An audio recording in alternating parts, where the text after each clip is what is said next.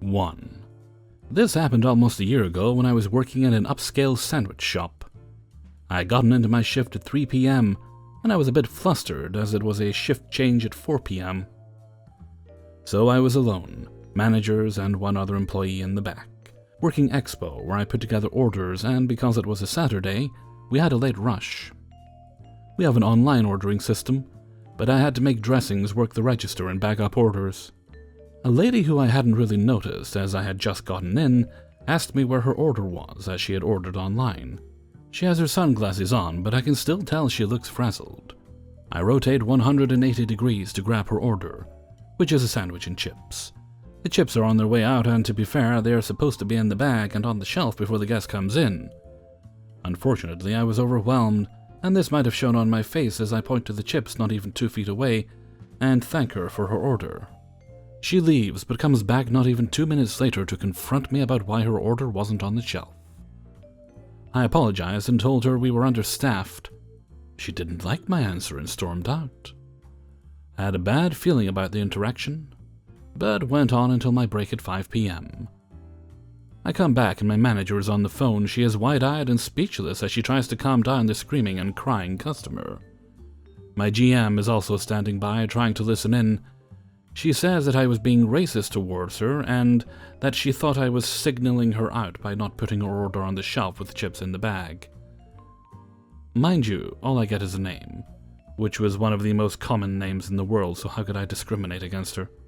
Also, she was wearing sunglasses, so I could barely see her face, and I'm just trying to do my job and be a nice woman while trying to get a degree. She proceeds to say that it will be our fault that she kills herself, because we laughed at her and put her into a very dark place. They are on the phone for another 20 minutes before my manager gets off the line.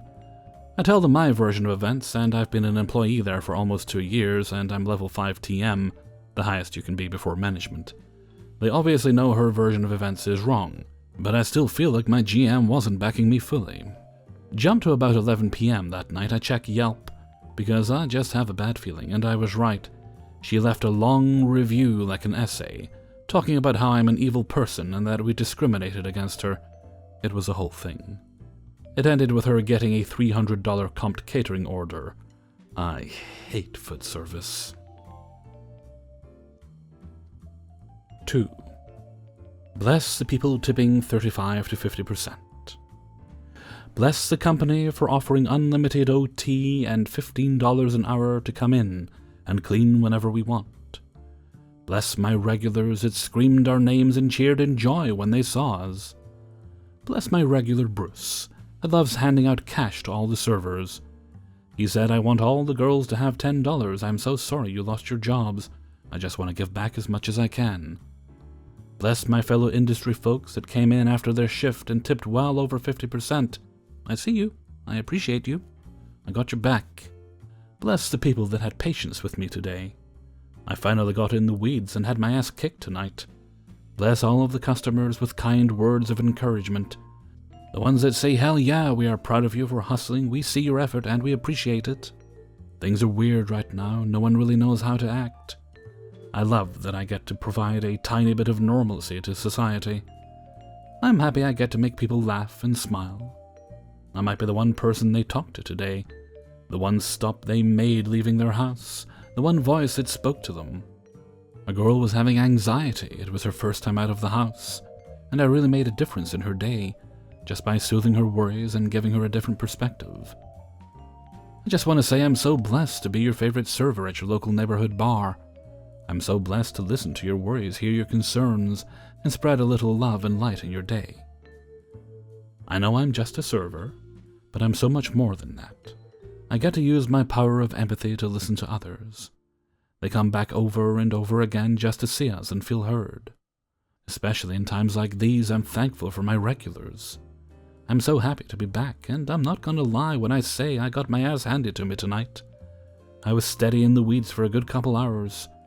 I worked a 15-hour shift and didn't pee once. I'm in so much physical pain, I'm not used to double shifts anymore. I kicked ass though, and I'm so blessed to have made some money. It's been rough for me. I didn't get unemployment, and I've been living on my savings.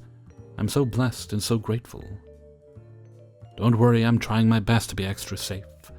My hands are legitimately bleeding from how often I wash them. We have people sanitizing surfaces every 10 minutes. We bleach our bathrooms every hour. We're taking so many precautions, but also providing that little bit of normacy that really helps others feel comfortable. Even a guy at the salad bar said, I don't know if you have time for the therapy thing, but it'd be cool if you'd listen. I'm always going to be here to listen, even if I get to use my empathy as a little cocktail server. I still feel like I've helped so many people smile for the first time in months. 3. Now that dining out feels like a thing of the past. What is it about the experience that makes the loss seem so acute? It seems simple enough. You get to eat and you get to see other people.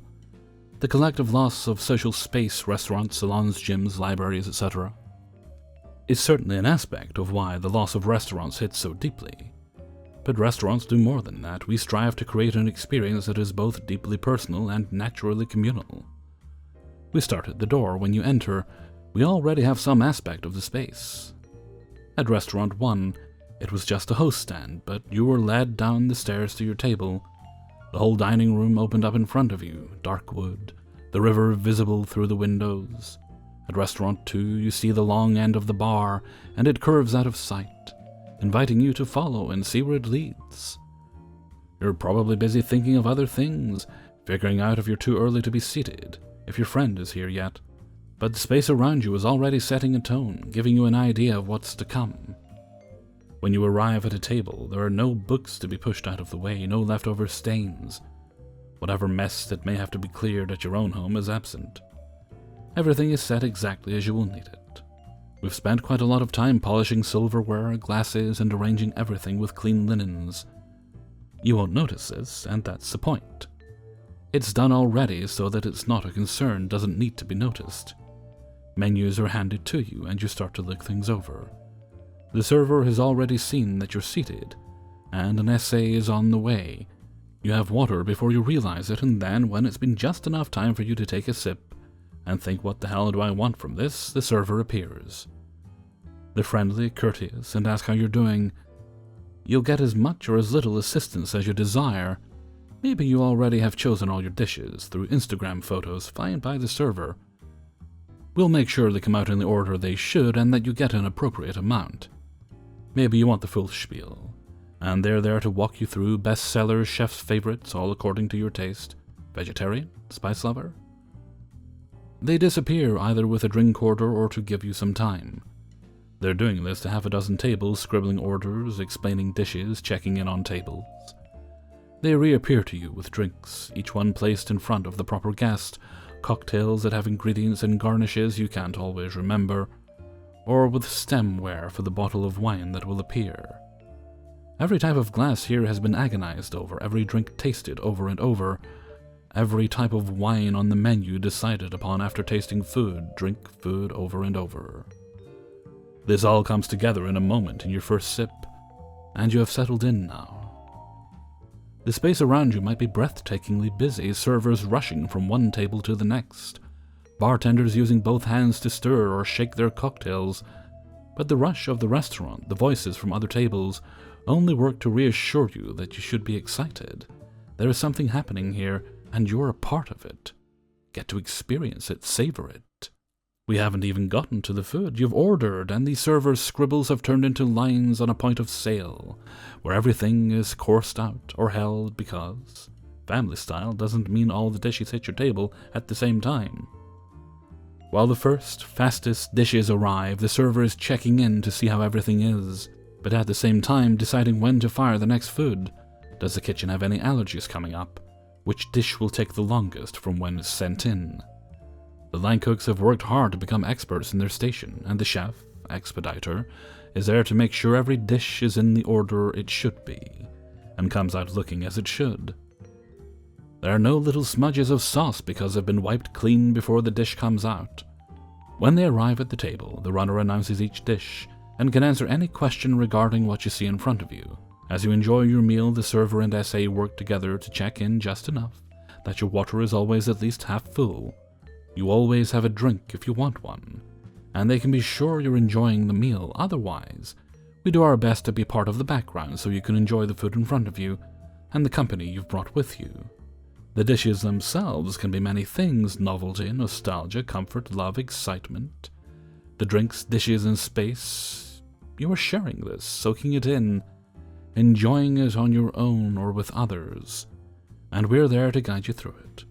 Make it something you remember that you miss. I hope we did our jobs well. I hope you miss us as much as we miss you. We are a community that exists in order to create community. We want our community back. We want you to walk out and think, what a night, and not quite know why, because we've worked hard to make this some place where you can just sit down, enjoy yourself, and not have to worry about anything else. Much love. 4. I was a server for a while before my current employment, and this is one of my more memorable stories from a couple years ago. We had this family that came in to eat regularly. Now, usually regulars are some of the best customers, but this was a membership-based country club, so you can't really kick someone out, and they come in quite often. The man, presumably the father, always ordered and paid the bill, etc. All the other servers dreaded when this table came in because the man was always rude, complained at little things, barking orders, and just generally impatient. Not always intentionally so, but he just sucked at decent human skills. On top of that, he had a rather poor tipping record. Ironic because the family presumably had a decent amount of money to be able to come in several times a week or a month. Because of this, most of the other servers were very avoidant to serve him. So one day he comes in and sits in another section near mine.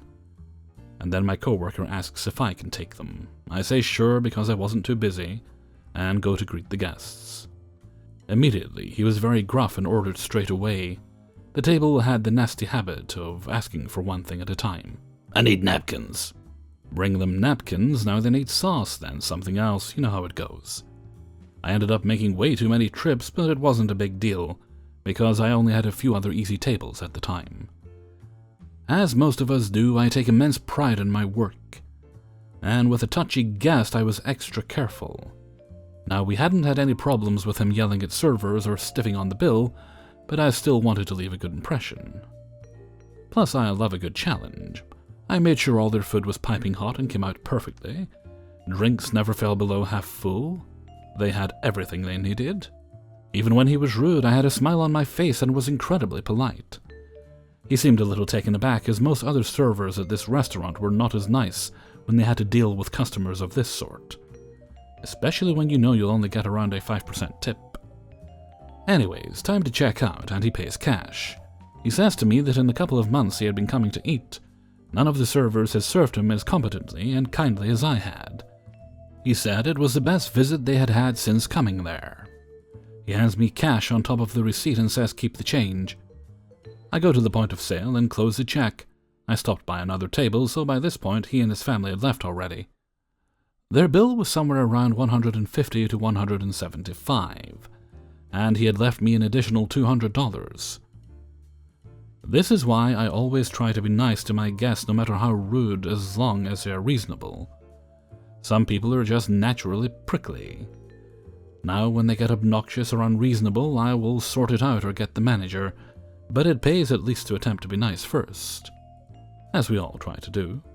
Unfortunately, it doesn't always work out this way, but it's nice that the good experiences like this one stick with you more than the bad.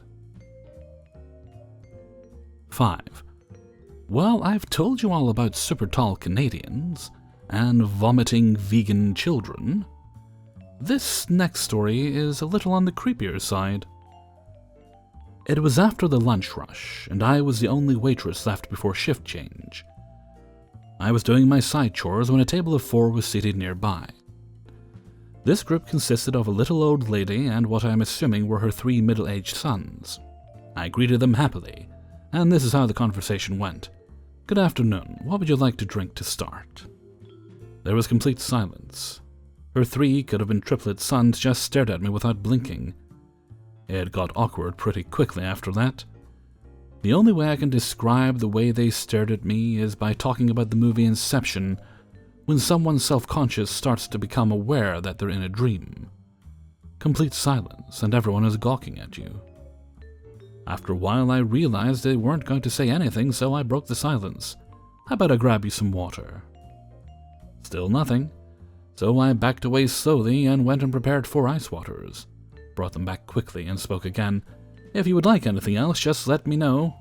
Please help yourselves." Crickets. I smiled and walked away. Once they had gotten their food, I returned to their table and checked up on them. "How is everything so far?" Now, this time I wasn't actually expecting a response, so I was prepared. But this time I was wrong. The little old lady started talking. "There's no cranberry sauce for the turkey." "Oh, I'm sorry about that. I'll look into that for you."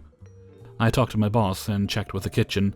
It wasn't long after a large pan of cranberry sauce was added to the buffet. He let me know, and I returned to the cast of The Shining. "The cranberry sauce is available at the buffet now. Is there anything else you need?" Silence, and I slowly walked away again. The reason I feel like it's creepier than I'm portraying is because I happened to walk past their table often enough to know that none of them ever talked. At the time, I figured maybe they had gone through a really rough time that day, so I just kept trying to be as nice and helpful as possible, dropped off the bill and carried on as usual. I was in the back kitchen when my boss came to talk to me. "What happened to that table?" "Nothing, really. Why?" "She complained about you." "What? What did she say?" "She said you were the worst waitress she's ever had." I'm stunned at this point, and all I can think is that it's because I didn't bring that giant pan of cranberry sauce to their table. "I'm so sorry, I don't know what happened." And then, because my boss is awesome, he smiled and says, "Don't worry about it. You've worked here for 4 years, and there's never been a single complaint about you. I'm not concerned about it, and neither should you be." I thanked him and walked out of the kitchen as she was leaving, and said very cheerfully and quite loudly, "Have a super awesome amazing day, ma'am." Never saw her sons leave, and since they never spoke or did anything other than stare, I sometimes convinced myself that they were ghosts, and only I could see them, and that's the real reason she complained. Hey everybody, Hellfreezer here, and thank you very much for listening to Spinning Plates number 99. And thank you very much to everybody who allowed me to use and sent in stories for use in this video. If you have a story yourself, Spinning Plates or otherwise, you'd like to send in for me to add to a future video, then please do send it along to kingofthecities@gmail.com. That's kingofthecities@gmail.com. You can find that in the description of every video and on the end card at the end of every video. You can also just ask, and either myself or one of the moderators, probably one of the moderators because I'm super duper pooper busy right now, will pop it in the comments for you. I do want to take an opportunity to say, and this is as good a place to do it as any, that we all know the turmoil that's happening right now in America specifically, and I hope that if you're out there protesting, that you're safe, that you're responsible, and I send much love and hope for positive change when all's said and done to all of you. Now let's see, this goes up on Saturday, so regarding streams, my sleeping schedule is completely and totally messed up. Worse than it's ever been, actually. I'm sleeping just late. I'm working late, going to bed way late. It'd probably make more sense for me just to stay awake, but that would sort of correct things, but I've got too much work to do to actually do that. So, regards to streams, you might find the occasional random work-related stream for me, as I try to finish up stories for this week off. I'll be working Saturday, Sunday, and Monday. I should get things wrapped up on Monday. Then that'll give me enough time to take the week I've been hoping to take. So you might see me pop up for a little work stream here or there. Right now, I'm actually recording-wise back more or less to my normal speed. There was a time there when I was kind of getting distracted easily and things were taking longer than they should. And the work streams were helping with that. And they don't actually slow me up any, so you might see me pop up. No gaming streams though, I think, until I am off. When I'm off, I might do something. Be that recording Dracula live, or we'll play a game together or something. I've been thinking of doing that Doctor Who game live. That might be fun. It's the kind of game where you're in there, you're not the Doctor, and annoyingly I wanted to play as the Doctor. Didn't even care which version of the Doctor, just one with a TARDIS and a sonic screwdriver. So maybe not the first one. He didn't have that. Anyway. But if I can get the sound issues worked out, i.e. the music stuff, because I don't like playing the music while I'm playing games, for reasons, then we might play that together. We'll see. Might be fun to jaunt around in the TARDIS. Okay, and with that, I'm going to head off for now. So until next time, thank you very much for listening, and take very good care of yourself.